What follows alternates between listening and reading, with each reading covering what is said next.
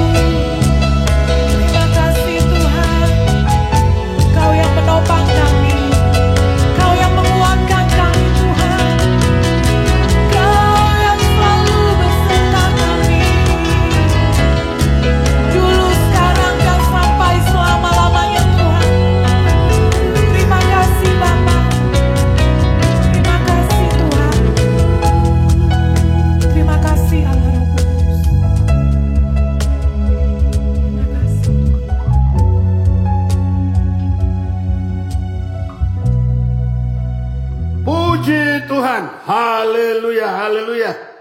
Sukacita besar untuk kita sekalian, sebab kita baru saja bersama memperingati hari kenaikan Tuhan kita Yesus Kristus ke surga, ke rumah Bapa yang kekal. Sebelum kita masuk lebih jauh dari kebenaran firman Allah pada saat ini, sama-sama kita tunduk kepala terlebih dahulu, kita mau berdoa.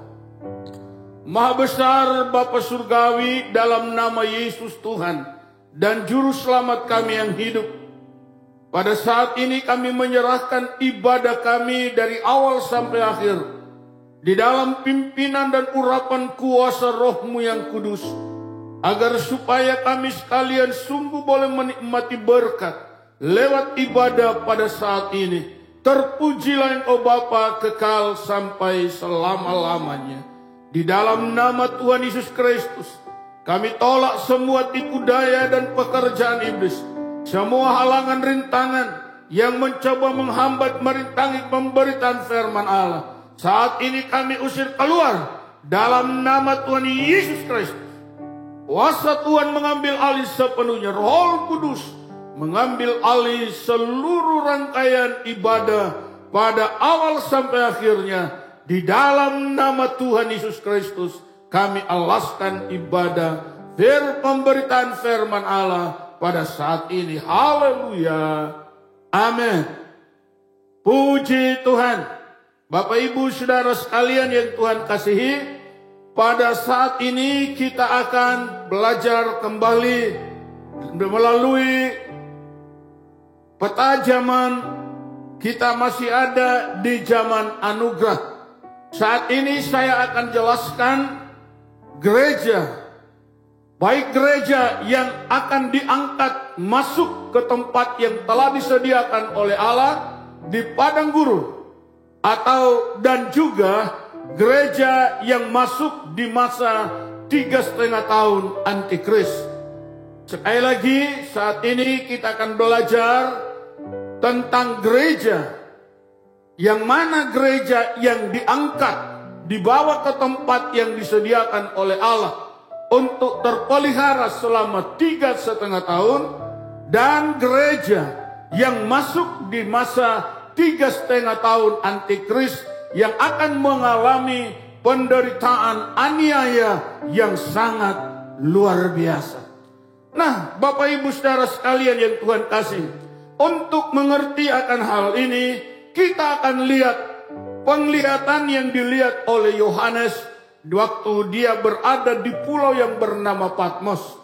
Dia melihat anak manusia berdiri di tengah-tengah kaki dia. Ada 7 kaki dia. Di sana anak manusia berdiri di tengah-tengahnya. Saudara-saudara sekalian yang Tuhan kasih, dan 7 pelita ini adalah juga bicara tentang 7 jemaat, di mana Yesus ada di sini, sementara menilai jemaat-jemaat yang ada, adakah benar-benar akan memenuhi ukuran mempelai atau tidak. Ketika Yesus meneliti dari 7 jemaat yang ada di Asia kecil ini, ternyata ada 2 jemaat yang mendapat pujian. Jemaat Smyrna dan juga jemaat Philadelphia. Mereka mendapat pujian dari Yesus. Saudara Bapak Ibu sekalian yang Tuhan kasihi, tetapi gereja yang menjadi ukuran mempelai Kristus, ternyata Tuhan mencari di sini. Dia tidak menemukan.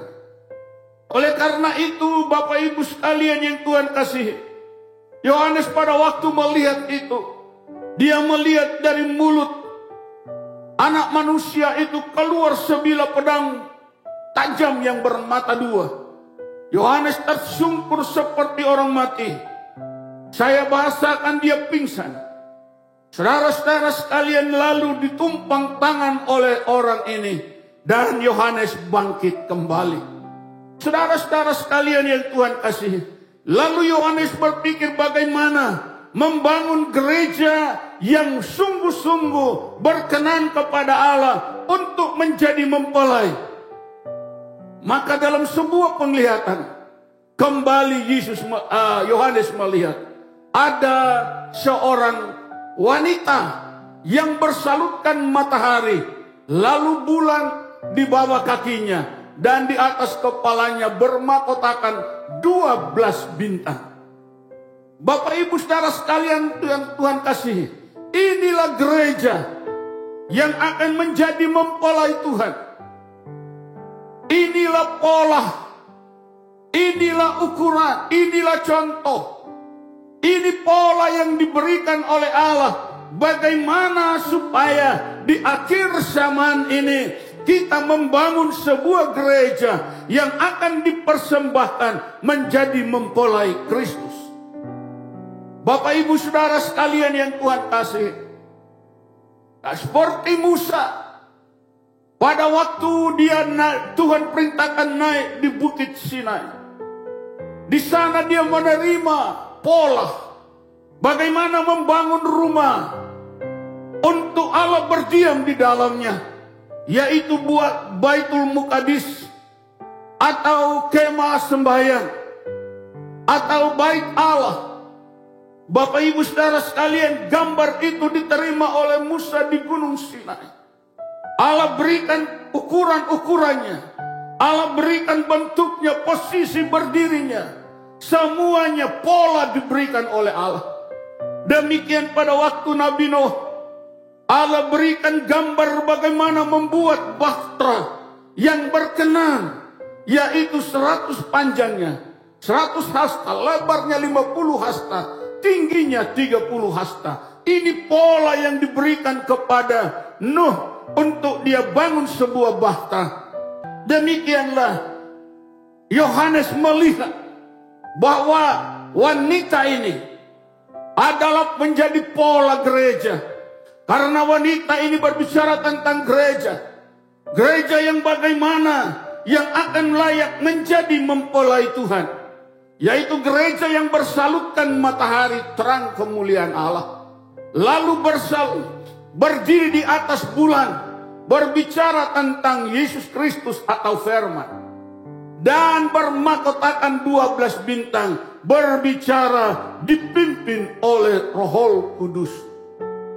Gereja yang berkenan menjadi mempelai adalah gereja yang disalut dengan terang matahari, lalu berdiri di atas bulan, berpijak 2 kakinya di atas bulan, lalu bermahkotakan 12 bintang. Bapak Ibu Saudara sekalian, matahari bicara tentang kemuliaan Allah Bapa. Gereja harus berdiri, harus memancarkan kemuliaan Allah Bapa. Lalu gereja harus berdiri di atas firman Allah. Bukan hanya sebelah kaki di bulan, sebelah kaki di bumi. Ini gereja yang tidak punya pendirian. Tetapi gereja harus berdiri dua kaki, berdiri di atas bulan. Ini bicara tentang suatu prinsip yang kuat, prinsip iman yang tidak mudah goyah. Berdiri di atas bulan, bukan 1 kaki di bulan, 1 kaki di bumi. Gereja yang tidak punya pendirian, tetapi dua kaki, 2 belah kaki berdiri di atas bulan. Ini bicara tentang gereja yang berdiri kokoh di atas kebenaran firman Allah. Dan bermahkotakan 12 bintang. Saudara Bapak Ibu sekalian, ini bicara tentang kuasa pekerjaan Roh Kudus. Gereja yang dipimpin oleh Roh Kudus. Inilah pola gereja yang Tuhan inginkan. Karena itu Bapak Ibu sekalian, saya menghimbau agar supaya sebagai seorang hamba Tuhan, mari kita bangun gereja sesuai dengan pola yang sudah diberikan oleh Allah kepada kita melalui Yohanes di Pulau Patmos. Puji Tuhan.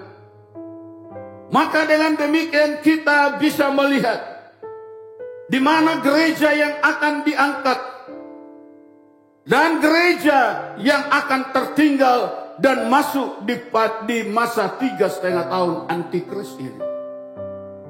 Gereja yang terangkat adalah gereja yang mengikuti pola yang sudah diberikan oleh Tuhan, yaitu gereja yang bersalutkan kemuliaan Allah, gereja yang berdiri teguh di atas kebenaran firman Allah, tidak akan goyah, dan gereja yang dipimpin oleh kuat kuasa Roh Kudus.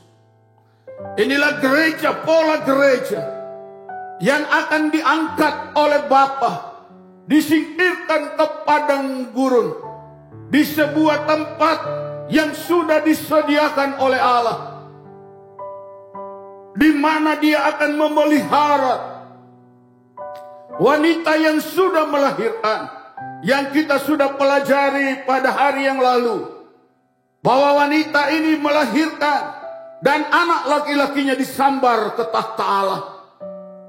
Lalu iblis menyusul, naga berkepala 7 bertanduk 10 menyusul untuk melalap anak ini. Tetapi saudara-saudara sekalian, dia tidak bisa melalap anak itu karena terjadi peperangan besar di sorga, dan naga itu dikalahkan. Dia dicampakkan kembali ke bumi. Bapak ibu saudara sekalian yang Tuhan kasih, ketika naga itu sadar bahwa dia telah dicampakkan ke bumi, maka dia mengejar wanita yang melahirkan anak laki-laki itu. Saudara-saudara sekalian yang Tuhan kasih, dikejarnya wanita ini. Wanita ini berlari. Kita bisa bayangkan bagaimana payahnya, karena dia baru saja melahirkan. Dan di tengah-tengah sudah ketidakberdayaannya, naga itu semakin mendekat. Maka tiba-tiba 2 sayap burung nasar diutus untuk menolong wanita itu. Maka dengan 2 sayap burung nasar yang besar, wanita ini diterbangkannya ke padang belantara. Luar biasa. Bapak ibu saudara sekalian yang Tuhan kasih, sekali lagi, itulah wanita yang bersalutkan matahari, bulan di bawah kakinya, bintang di atas kepalanya. Berbicara tentang gereja yang hidup di dalam kemuliaan Tuhan, berdiri di atas kebenaran firman Allah, dan dipimpin oleh kuasa Roh Kudus. Itulah gereja yang diangkat oleh Allah, dibawa ke padang gurun, dipersiapkan untuk menjadi mempelai dari pangeran sorga, untuk menjadi mempelai dari pria sorga, untuk menjadi mempelai dari pemuda yang turun dari sorga. Nah, Bapak Ibu saudara sekalian, dia harus dipersiapkan terlebih dahulu di sini. Sama seperti Esther. Esther bicara tentang gereja Tuhan. Sebelum dia menghadap Ahasveros sebagai raja pada waktu itu, maka Esther harus dari balai perempuan, dia dipindahkan di tempat yang terbaik. Kita baca Esther pada pasal yang kedua ayat 9. Esther pada pasalnya yang kedua ayatnya yang ke-9. Maka gadis itu sangat baik pada pemandangannya dan menimbulkan kasih sayangnya, sehingga Hegai segera memberikan wangi-wangian dan pelabur kepadanya, dan juga 7 orang dayang-dayang yang terpilih dari isi istana raja, kemudian memindahkan dia dengan dayang-dayangnya ke bagian yang terbaik di dalam balai perempuan. Perhatikan Bapak Ibu sekalian, dari sekian banyak wanita, dari sekian banyak perempuan yang berkumpul di sana sebagai calon dari mempelai raja, tetapi Estherlah yang terpilih. Bapak Ibu saudara sekalian, dan yang terpilih itu dipindahkan di tempat yang terbaik. Saudara lihat, gereja yang terpilih itu disingkirkan ke padang gurun, tempat yang terbaik. Padang gurun yang ubah oleh Tuhan menjadi seperti Taman Eden. Kita sudah baca kemarin Yesaya pasal 51 ayat 3. Padang gurun menjadi taman Tuhan. Di padang gurun penuh dengan sukacita. Bahkan banyak nyanyian-nyanyian dengan suara yang besar. Dengan suara yang keras. Ada pujian, ada sukacita besar di padang gurun ini. Firman Allah berkata, ketika seorang gadis itu terpilih menjadi mempelai raja, maka gadis itu akan dipindahkan ke tempat yang terbaik di balai perempuan itu. Ini adalah balai perempuan yang berbicara gereja. Maka gereja yang terpilih, dia dibawa, dipindahkan ke balai perempuan yang terbaik. Saudara-saudara sekalian yang Tuhan kasihi, kita akan membaca di dalam kitab Ester, pasal yang kedua, ayat yang ke-12. Saudara perhatikan dengan baik, di balai perempuan tidak cukup hanya masuk ke balai perempuan di tempat yang terbaik, tetapi ayat 12 berkata, Ester pasal yang kedua ayat yang ke-12. Tiap-tiap kali seorang gadis mendapat giliran untuk masuk menghadap Raja Ahasiweros, dan sebelumnya ia dirawat menurut peraturan bagi para perempuan selama 12 bulan. Sebab seluruh waktu itu digunakan untuk pemakaian wangi-wangian.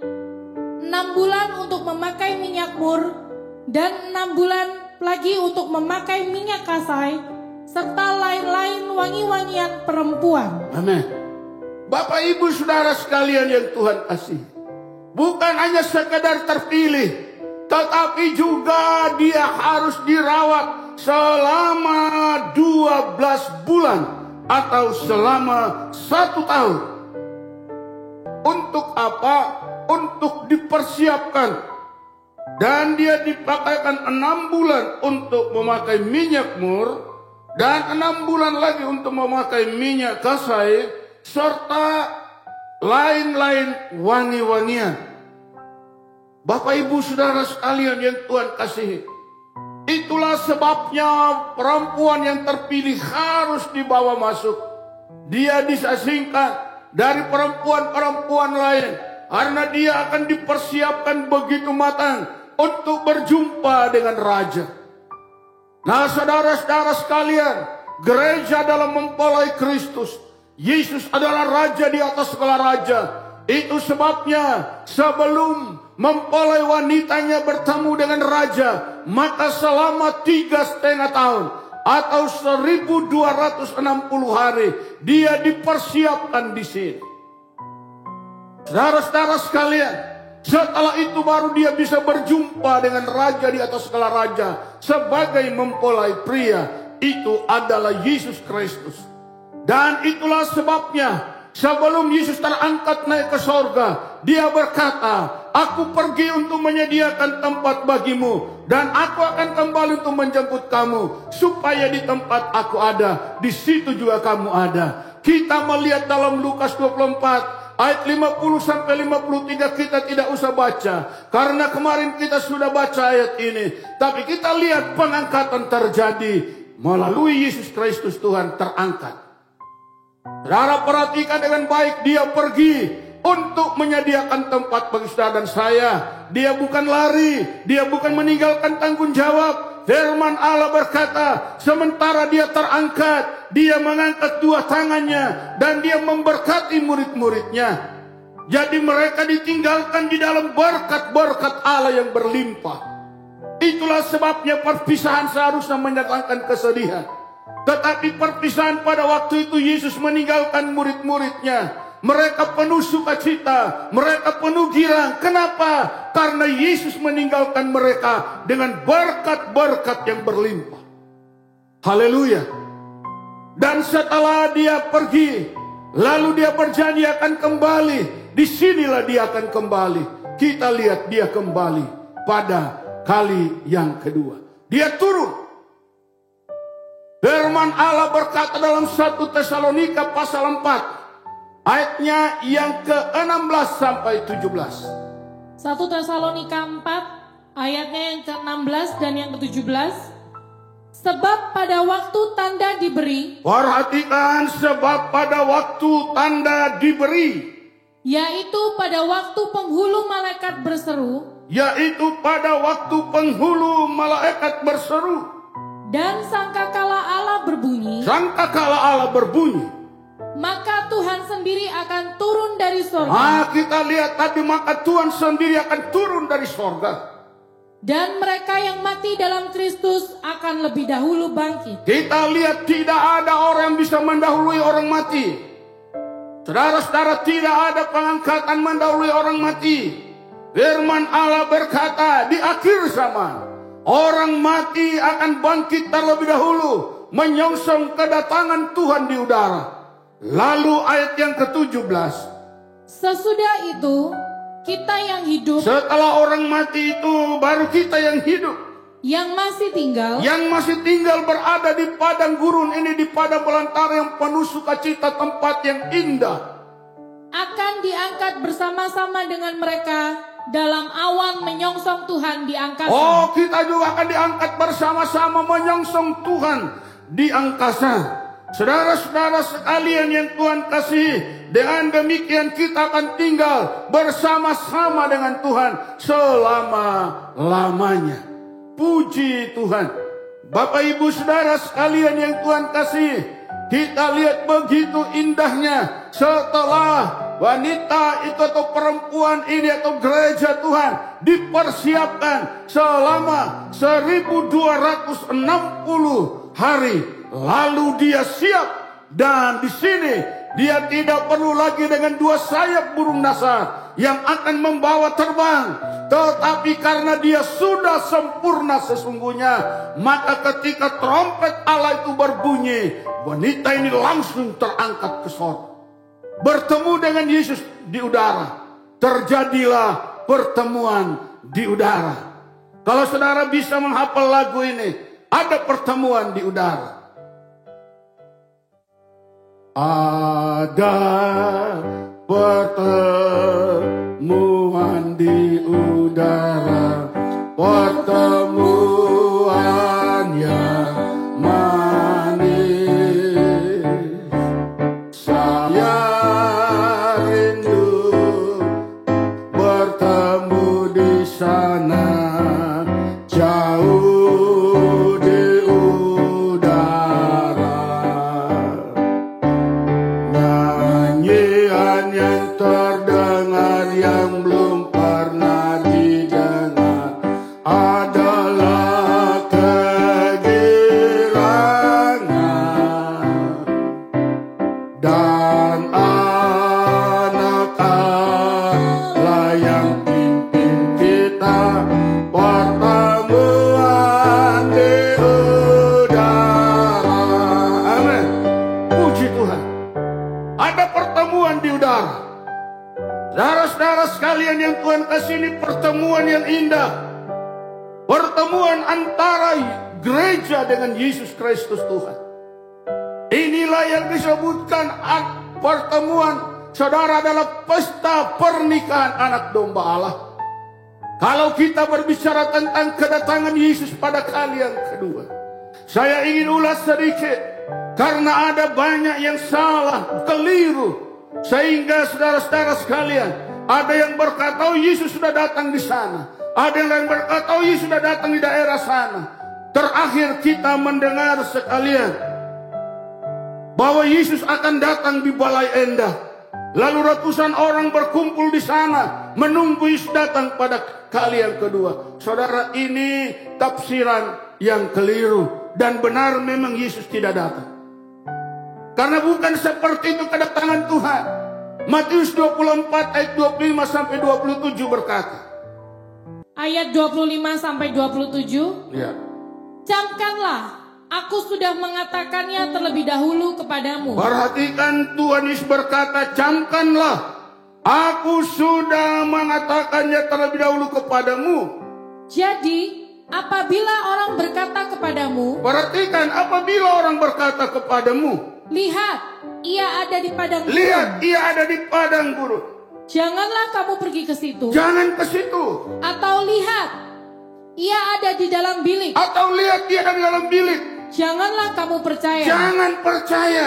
Sebab sama seperti kilat memancar dari sebelah timur. Ini tanda kedatangan Tuhan Yesus pada kali yang kedua. Yaitu sama seperti kilat yang memancar dari sebelah timur dan melontarkan cahayanya sampai ke barat. Dan melontarkan cahayanya sampai ke barat. Demikianlah pula lah kelak kedatangan Anak Manusia. Ya, jelas saudara-saudara sekalian. Jadi kedatangan Yesus itu bukan hanya kelihatan oleh sebagian orang. Kedatangan di situ bukan hanya kelihatan sebagian kecil manusia di satu daerah. Tuhan katakan, kalau ada orang berkata Yesus ada di padang gurun, jangan pergi.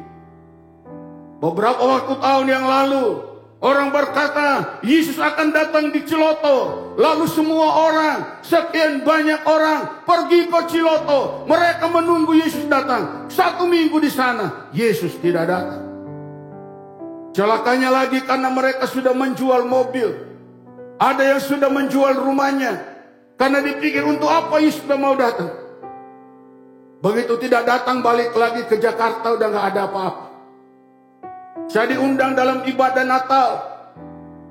Mereka bilang begini, Om John, masih ingat gak Yesus datang di Ciloto? Saya untung gak jual rumah saya. Tetapi semua perabot rumah, isi rumah, mobil, semua dijual. Yang tinggal bupet satu ini. Saya hanya senyum sedikit. Saya katakan kita mesti kembali kepada firman Allah. Bapak ibu saudara sekalian yang Tuhan kasih, jangan asal percaya. Kalau Yesus datang itu tandanya akan disaksikan oleh seluruh umat manusia di seluruh bumi ini. Saudara lihat corona ini. Corona ini kan menjadi sebuah isyarat Allah kepada umat manusia agar supaya sadar dan bertobat dan kembali kepada Allah. Maka bukan hanya satu daerah yang dipapar oleh virus corona, bukan hanya satu bangsa, tetapi dunia gempar terpapar oleh virus corona. Ini artinya apa? Ini isyarat dari Allah. Mari kita perhatikan dengan baik. Dan sampai hari ini orang belum menemukan penawarnya.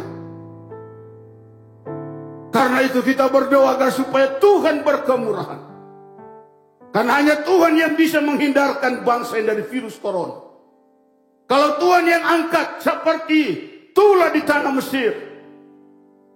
Ada tulah kodok, nyamuk, belalang. Begitu Musa berdoa dan Harun, minta Tuhan lenyapkan. Tidak menunggu waktu lama, habis. Semua menjadi tenang. Demikian virus corona ini.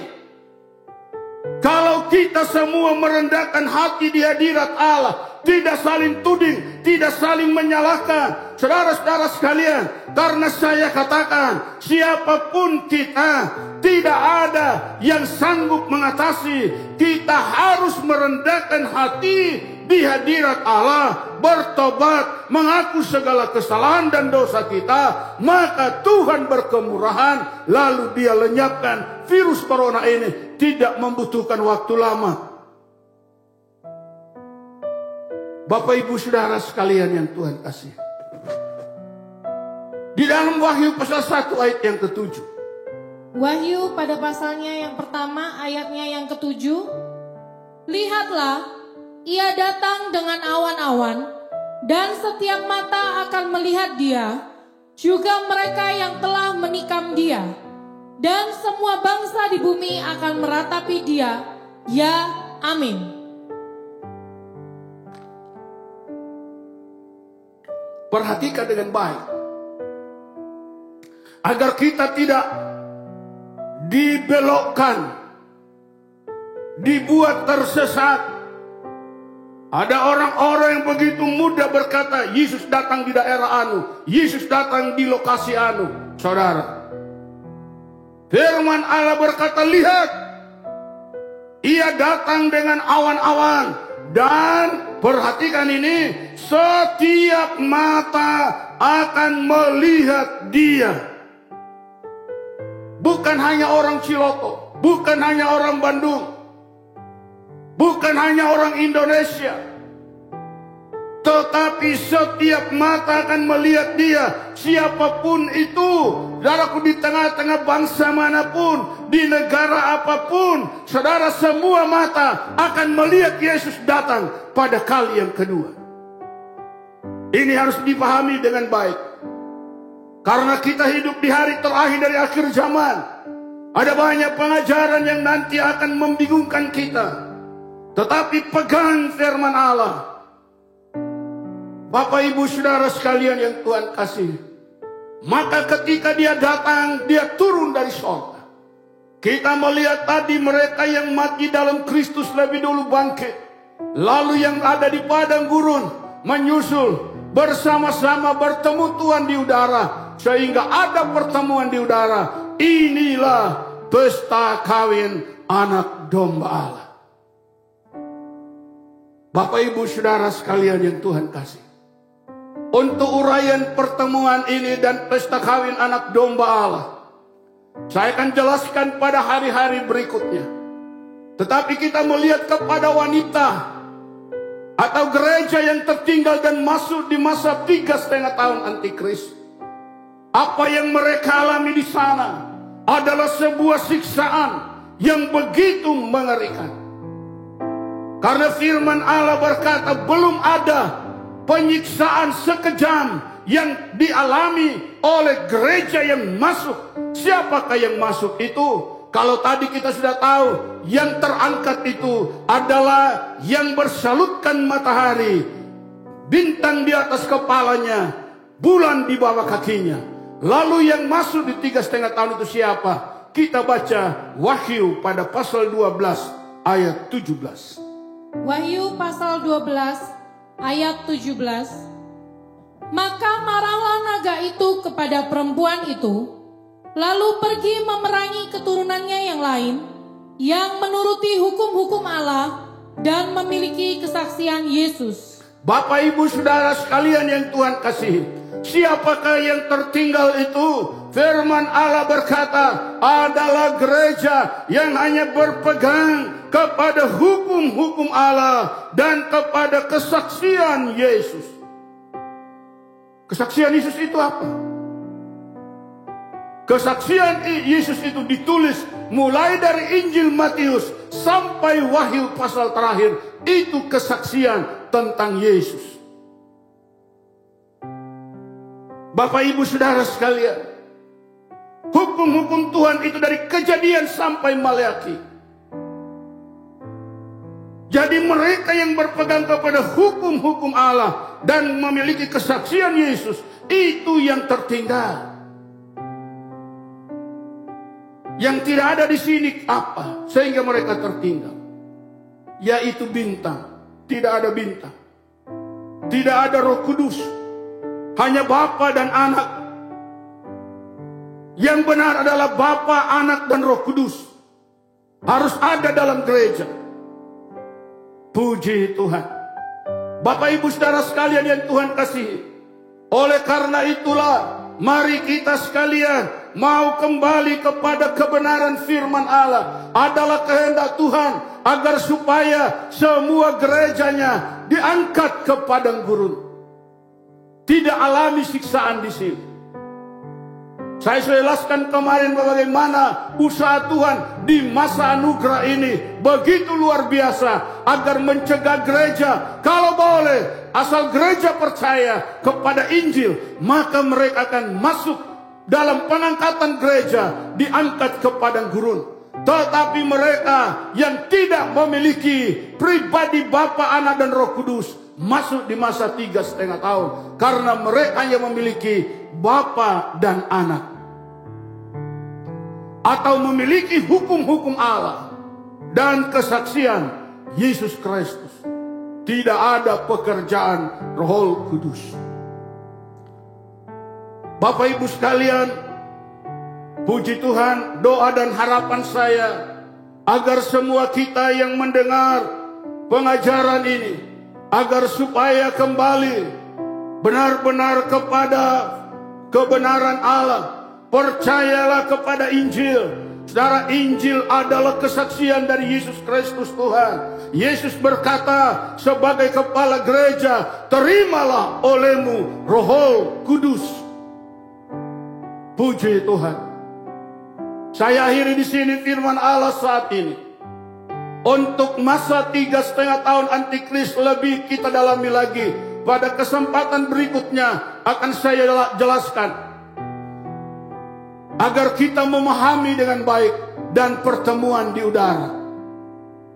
Saat ini kita sampaikan di sini, Tuhan memberkati kita semua. Kita tunduk kepala untuk berdoa. Maha besar Bapa Surgawi, Bapa yang kami panggil dalam nama Yesus Kristus Tuhan dan Juru Selamat kami yang hidup. Kami naikkan syukur ya Tuhan atas pengajaran firman-Mu pada saat ini.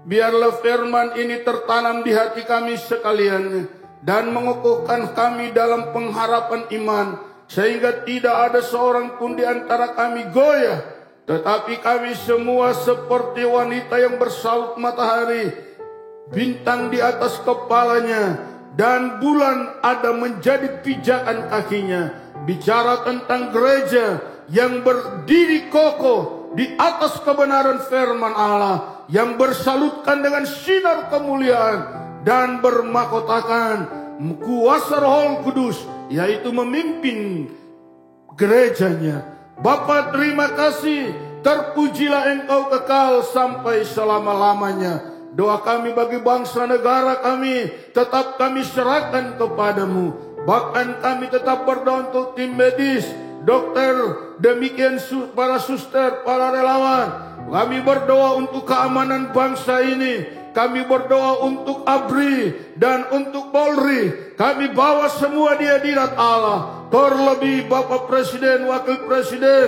biarlah semua dalam lindungan pemeliharaan Allah. Bahkan seluruh kabinet, kami percaya kuasa Tuhan bekerja. Bahkan pemerintah, semua pemerintah pusat sampai daerah, kami serahkan ke dalam tangan-Mu ya Bapa. Terima kasih ya Tuhan. Terima kasih. Terpuji-pujilah Engkau kekal sampai selama-lamanya. Kami serahkan bangsa ini kepadamu. Luputkan kami dari virus corona ini Tuhan. Karena kami percaya hanya Tuhan yang bisa menolongnya. Karena itu dengan segala kerendahan hati kami mengharap hanya pertolongan Tuhan. Dalam nama Yesus, kami alaskan doa syukur kami atas berita firman Allah yang kami dengar dan terima pada saat ini dalam nama Yesus. Haleluya. Amin. Shalom jemaat Tuhan. Informasi pada minggu ini yaitu yang pertama, diberitahukan kepada jemaat Tuhan yang rindu untuk memberikan persembahan dan korban syukur dapat diberikan pada rekening di bawah ini. Dan bagi jemaat Tuhan yang juga rindu untuk memberikan persepuluhan dapat diberikan pada rekening di bawah ini.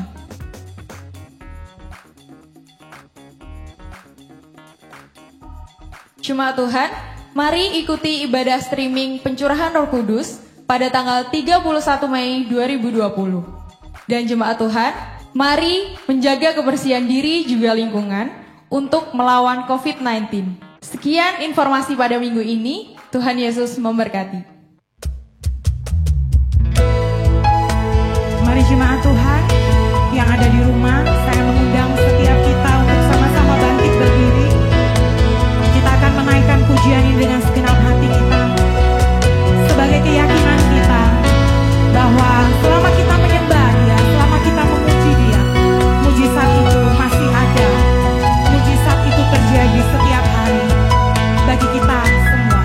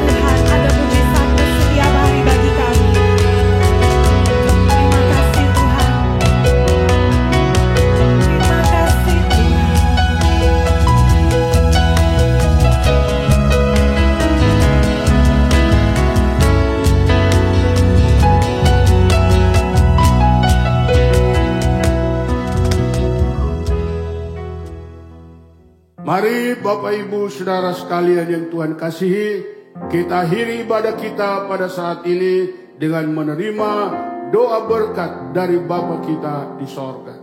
Mari kita semua, saya undang bangkit berdiri. Saudara boleh buka tangan saudara, angkat kepada Bapa surgawi untuk menerima berkatnya. Kita berdoa.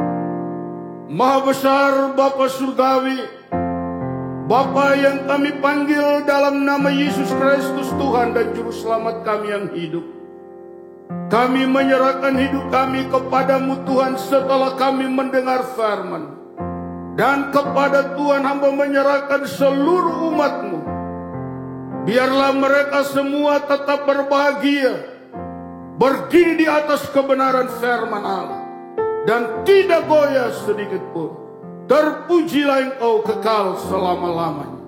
Maka sekarang anugerah berkat dari Allah Bapa kita di sorga, kasih sayang dari Yesus Kristus Gembala Agung, Tuhan dan Juru Selamat kita sekalian, serta kekuatan dan pertolongan dari Allah Roh Kudus menyertai dan memimpin kita sekalian, mulai hari ini seterusnya sampai Maranatha Tuhan Yesus datang kembali. Diberkatinya rumah tanggamu masing-masing, diberkatinya semua mata pencaharianmu, diberkatinya segala usahamu, diberkatinya studi anak-anakmu, diberkatinya studi setiap engkau, bahkan diberkatinya kemanapun engkau pergi. Tuhan menyertai dan memimpin engkau. Dia berjanji beserta kita sampai kesudahan alam, sehingga dia menghindarkan engkau dari segala malapetaka maut, menjauhkan engkau dari segala kecelakaan. Tuhan tetap menjaga, melindungi sepanjang perjalanan hidup kita.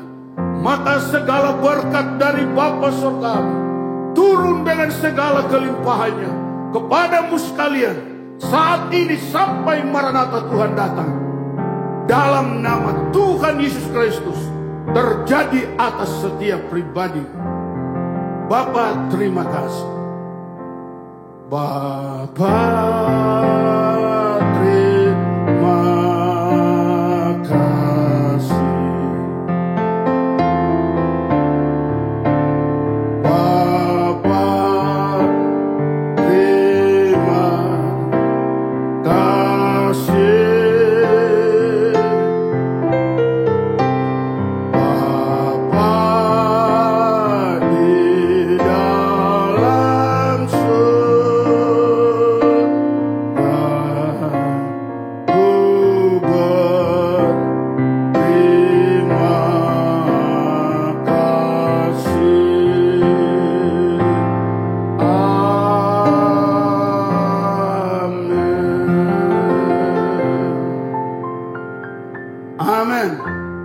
Puji Tuhan, Tuhan Yesus memberkati. Sampai bertemu lagi dalam uraian firman Allah dalam pengajaran akhir zaman pada minggu depan. Tuhan memberkati. Amin.